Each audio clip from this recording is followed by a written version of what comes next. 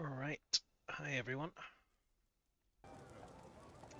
Uh, I'm Kravswaga, aka Andy. This is my guide to my lava moat. How I built it and how you can do it too. Um, this fort is nice and peaceful, and the lava sea is quite near the surface. So surface level is elevation 38, and the Great Lava Sea was at elevation 7, which made things much easier. So this was perfect for this kind of project. As you can see, I've got a screw pump here above the back of the screw pump on the open space over the lava. And that pumps into a section here, which I've sealed off using a pillar. And then I have some gear assemblies bringing power to the screw pump. I'll show you where my power is. It's up at the very top of the river.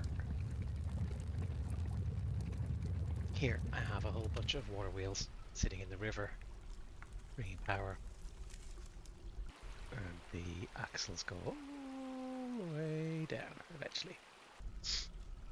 Um,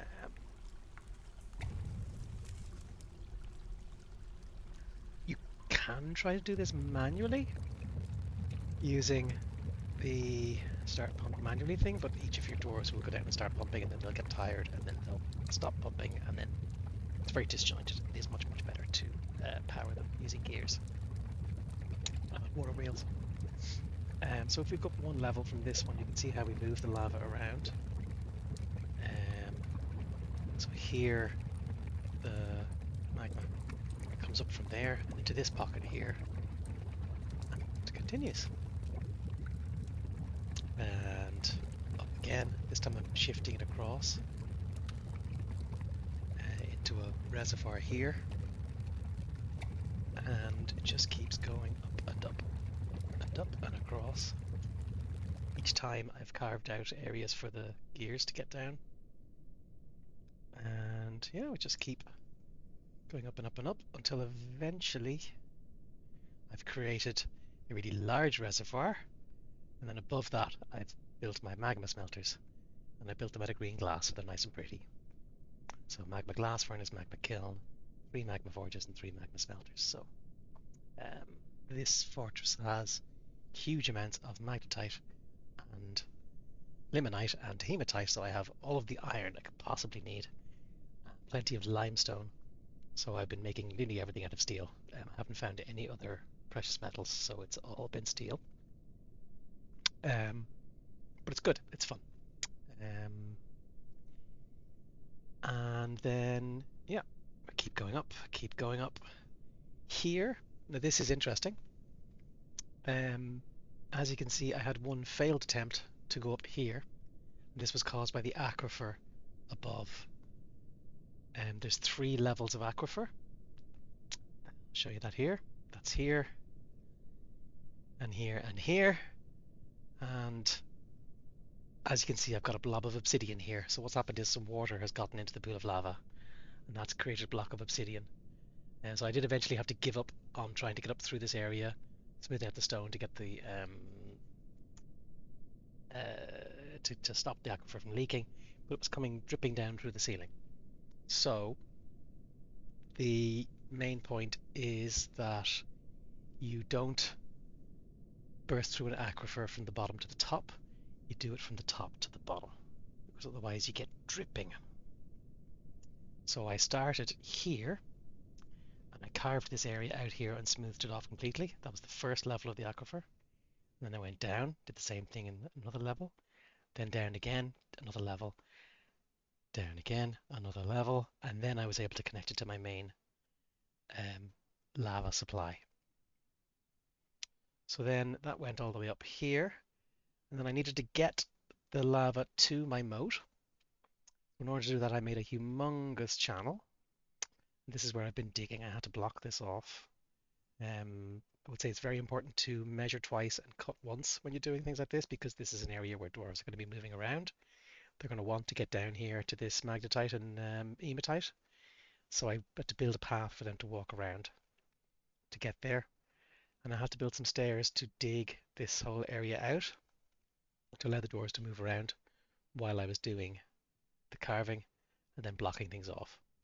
So eventually the lava comes to here and then it gets pumped up from there into this reservoir here, into this reservoir here, into this reservoir, into this one, and then I've done a little bit more movement to get this into my, this is my habitation zone. So all of my bedrooms and meeting areas, guild halls, etc., all here. So temples, etc. So I had to leave an area to allow me to get lava up through there, through that level, without disturbing my existing dwarfs. Again, measure twice, cut once when working near your habitation zones, because there is going to be dwarfs moving around and they don't want to encounter lava, obviously. And then up and up, and then we've pumped it across to here, another reservoir here. No more walls I blocked off, and then finally one more level up and out into my moat. Be very careful with your last pump into the moat. I discovered right before I enabled the pumping that this bridge was one level lower than I thought it was. So that would have been surrounded in lava if I hadn't demolished it and raised it up one level. That's why I've got a ramp here and an extra level of ramp here. And I've built walls here too, with pillars on the end of them to make sure my dwarves don't take a shortcut too close to the lava when they're trying to get into the fortress. I want them to stay on the bridge, in the middle of the bridge. And yeah, that's my magma moat. As you can see, I have a lovely river here with a waterfall. I could cut this off here and make some obsidian. That would be a bad idea actually to do some obsidian farming. You can dig that out then and then use it to make fancy furniture or weapons or whatever. And I'll show you my waterfall tavern. Down a couple of levels from this waterfall. The waterfall's down here, and I built a floor along here with some grates in it, and then under that is the tavern.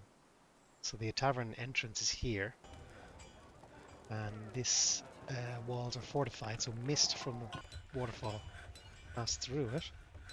With people on their way into and out of my tavern, and if they decide to hang around in this area, they get doused in mist, which makes them have nice comforting thoughts about being near to a waterfall. Let me see if one of these guys will have that thought there. There we go. Content being near to a waterfall. And that keeps my fortress very, very happy. I've got 214 doors and 99 of them are at maximum happiness. So that's pretty good for me. Usually, it's the other way around for my forts. Usually it's 99 on angry. So this one has gone really well. So yeah, that's it. Thanks very much. Bye-bye.